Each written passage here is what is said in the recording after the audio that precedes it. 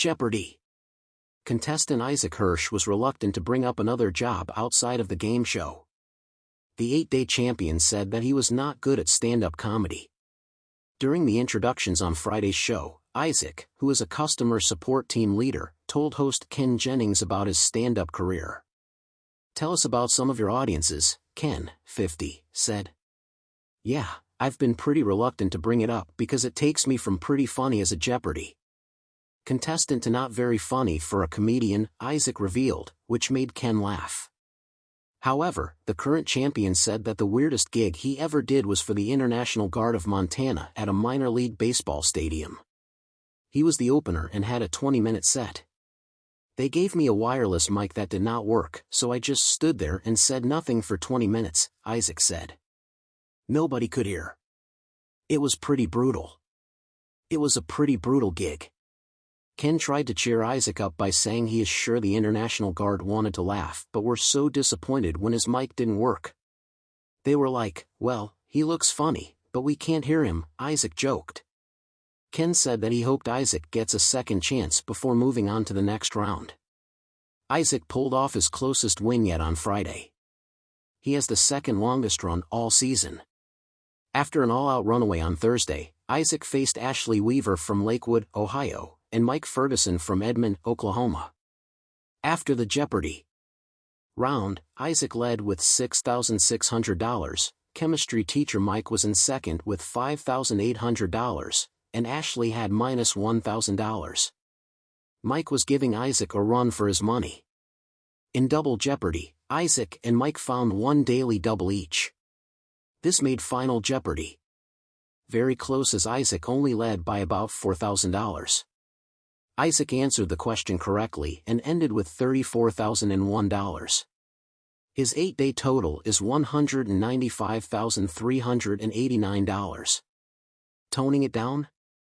Earlier this week, Isaac opened up some of the rules on the game show after fans questioned his tactics. On a Reddit thread, one fan wondered, "Are Jeopardy! Contestants specifically told to avoid adding flair to their answers?" The original poster noted that recent contestants appeared to be answering without much enthusiasm and broke it down into a few options. Fans said that either the players were nervous, scared of being embarrassing or cringy, or told by producers to give simple answers without added pizzazz. I've always wondered if it was option C. Since there are a lot of former contestants who post here, I was hoping someone might give me a definitive answer, the fan added. Isaac joined the thread and said that they are told not to answer with charisma. They also aren't allowed to sing their responses due to copyright infringement. "We're not instructed to give answers without pizzazz. I think that contestants are just too focused on saying the right thing, is the biggest reason," Isaac answered.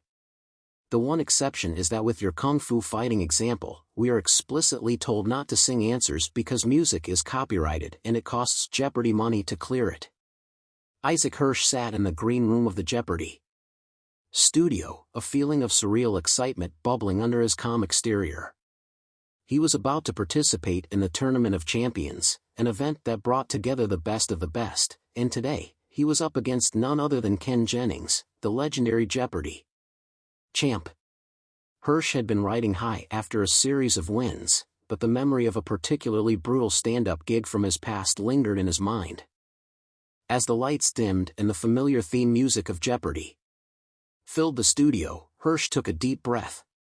He glanced over at Ken Jennings, who was engaged in casual conversation with the show's host, Alex Trebek.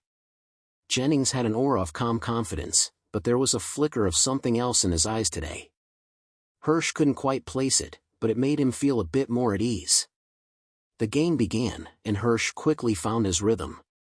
He navigated through the categories with ease, his sharp intellect and quick reflexes putting him neck and neck with Jennings. The third contestant, a librarian from Boston, was formidable but couldn't quite keep up with the rapid-fire pace set by Hirsch and Jennings. As the first round came to a close, Hirsch was in second place, trailing Jennings by a mere $200. The Double Jeopardy round commenced, and the stakes grew higher. The questions became more challenging, but Hirsch's confidence grew with each correct response. He took a calculated risk on a daily double and nailed it, surging ahead of Jennings. During the commercial break, as the contestants sipped water and tried to stay focused, Hirsch's mind wandered back to that fateful stand-up gig. It was a small club in New York City, a place known for its tough crowds. Hirsch had been relatively new to the comedy scene, and that night, nothing seemed to go right. His jokes fell flat, the audience was unresponsive, and he felt the weight of silence more acutely than ever. It was a humbling experience, one that had made him question his path. Yet, that brutal gig had also taught him resilience.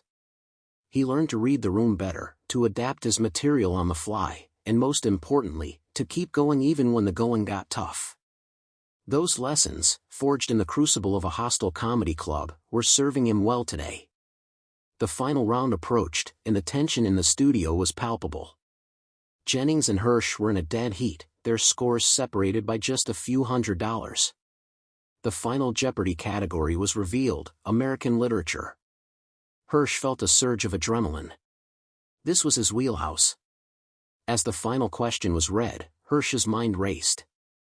He scribbled down his response with confidence, wagering a substantial portion of his earnings. Jennings, too, appeared deep in thought, his expression uncharacteristically tense. The final seconds ticked away, and the contestants revealed their answers. Hirsch had answered correctly, pushing his total to an impressive sum. All eyes turned to Jennings. As his answer was revealed, a gasp rippled through the audience. He had gotten it wrong. The room was silent for a moment, and then a murmur of shock and excitement filled the air. Jennings, ever the gracious competitor, smiled ruefully. He knew the stakes, and today, the cards hadn't fallen in his favor. Hirsch couldn't help but feel a rush of triumph. He had beaten one of the greatest Jeopardy players of all time in a nail-biting finish. After the show, as Hirsch and Jennings chatted backstage, the latter surprised him by bringing up Hirsch's stand-up career. "I heard about that rough gig you had in New York," Jennings said, a twinkle of amusement in his eye. "Sounds like it was quite the experience." Hirsch chuckled, nodding. "It was brutal, but it taught me a lot. Kind of like today." Jennings laughed. "We all have those moments. It's how we come back from them that counts." As they parted ways, Hirsch couldn't help but feel a profound sense of accomplishment. He had faced down one of his toughest challenges and emerged victorious. The lessons he had learned in the harsh world of stand-up comedy had not only helped him survive but thrive in the high-pressure environment of Jeopardy.